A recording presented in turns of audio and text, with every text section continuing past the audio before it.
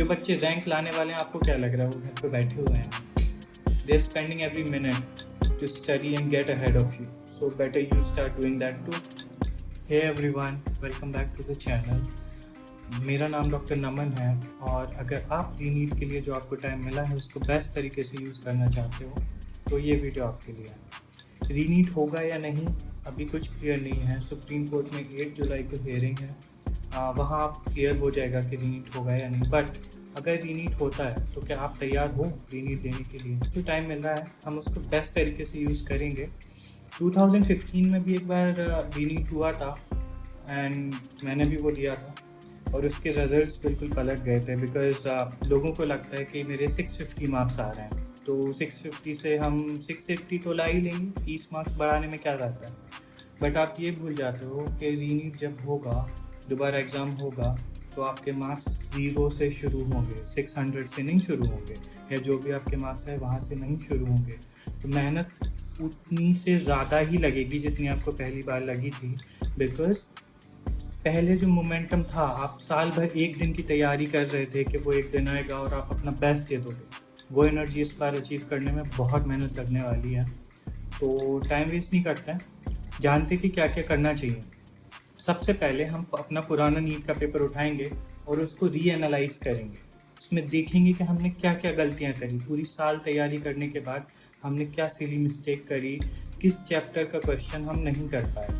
हम उसको लिस्ट बनाएंगे, एक पूरा लिस्ट बनाएंगे, और ये लिस्ट काम में आएगी जब हम अपनी मेन प्रिपरेशन के लिए बैठेंगे और एक प्लान के थ्रू चलेंगे। मैं आपको बताता हूँ अभी।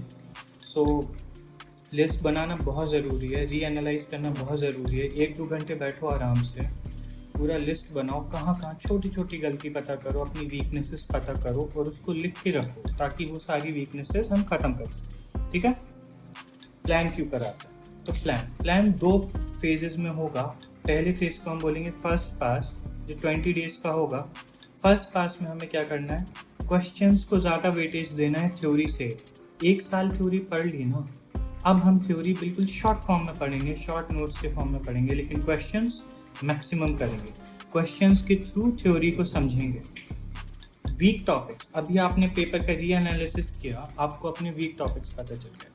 अब जैसे मेरा वीक टॉपिक था जब मैं नहीं दे रहा था, तो एक चैप्टर था फिजिक्स में जो मेरा वीक स्पॉट था, विच इज़ करंट इलेक्ट्रिसिटी। पता नहीं क्या होता था, मेरे से नहीं होते थे उसके question. My favourite subject by the way, but current electricity के क्वेश्चंस पता नहीं, मैं नहीं कर पाता था। तो जो वीक टॉपिक्स हैं, जो टॉपिक्स आपको नहीं बनते हैं, उसको हमें ज़्यादा टाइम देना है ऑब्वियसली उन टॉपिक्स से जो बहुत इजी हैं। स्मार्ट एलोकेशन करना है टाइम का।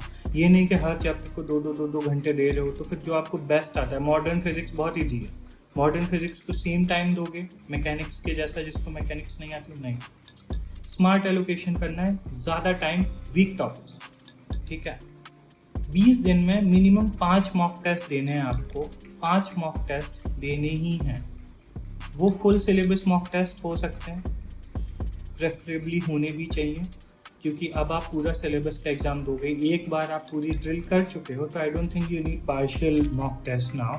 सिलेबस के मॉक टेस्ट देना, टेस्ट देने से पीछे नहीं हटना, क्योंकि एट द एंड टेस्ट ही देना है आपको।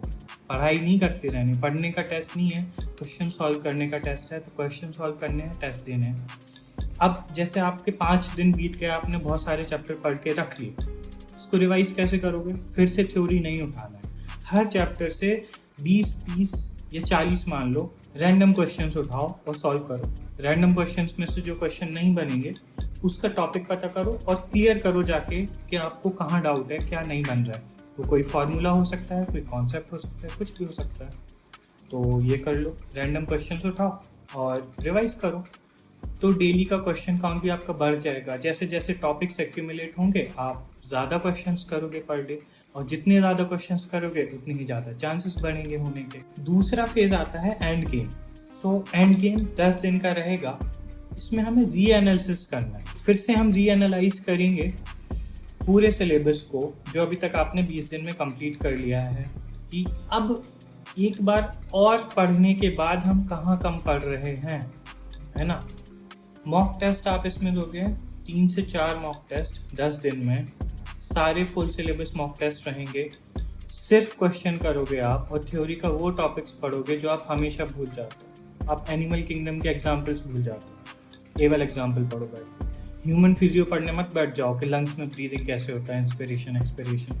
यू नो ऑल दैट कि इंस्पिरेशन एक्टिव होता है, एक्सपिरेशन पैसिव प्रोसेस होता है। पढ़ चुके हो ना, दोबारा मत पढ़ो। वो टॉपिक्स पढ़ो जो हमेशा भूल जाते हो। लास्ट का टाइम है, बहुत काम में आएगा ये, ठीक है।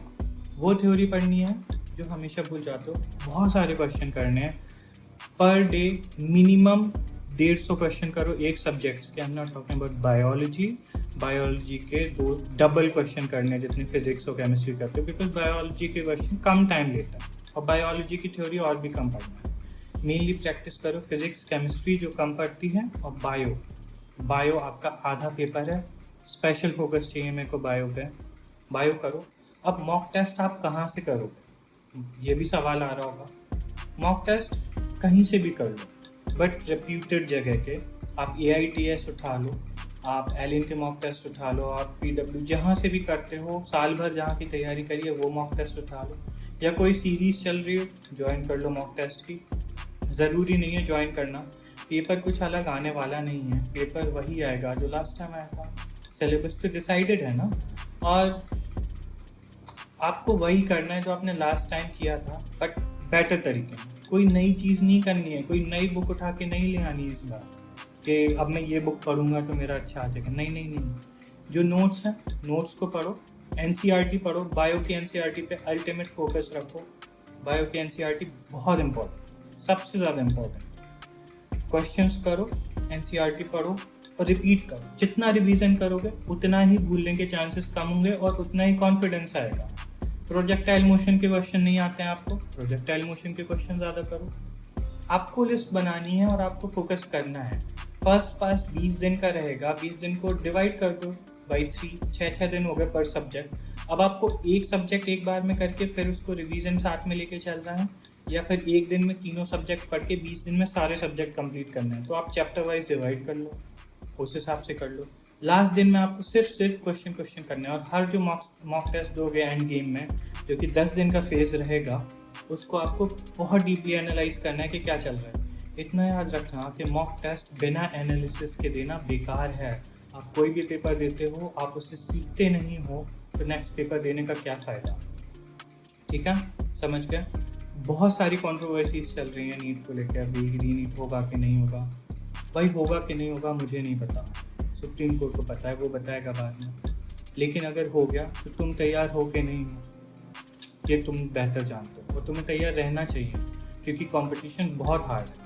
जो बच्चे रैंक लाने वाले हैं, आपको क्या लग रहा है वो घर पे बैठे हुए हैं? They are spending every minute to study and get ahead of you, so better you start doing that too. And बहुत नुआंस चल रहा है, फोकस मत करो। जो भी होना है कोर्ट में होना है, आप उसमें दिमाग मत लगाओ बैठ के, ठीक है। आप अपने गोल्स पे फोकस करो, not on the obstacles. Just focus on what you can do, and all you can do is study. और कुछ आप नहीं कर पाओगे, आप वकील नहीं हो, नहीं लड़ पाओगे ना कोर्ट में जाकर। सिर्फ पढ़ाई करो बैठ के और अपना बेस्ट दो कि अगर रीनीट हुआ तो उसमें आप अपना बेस्ट करोगे, लास्ट एग्जाम से भी अच्छा करोगे। And that is it. I hope you do great, all the best. और अगर कोई प्रॉब्लम हो तो नीचे कमेंट्स में। And if you like the video then like the video, if you love the video then subscribe to my channel, and I see you soon. Bye bye.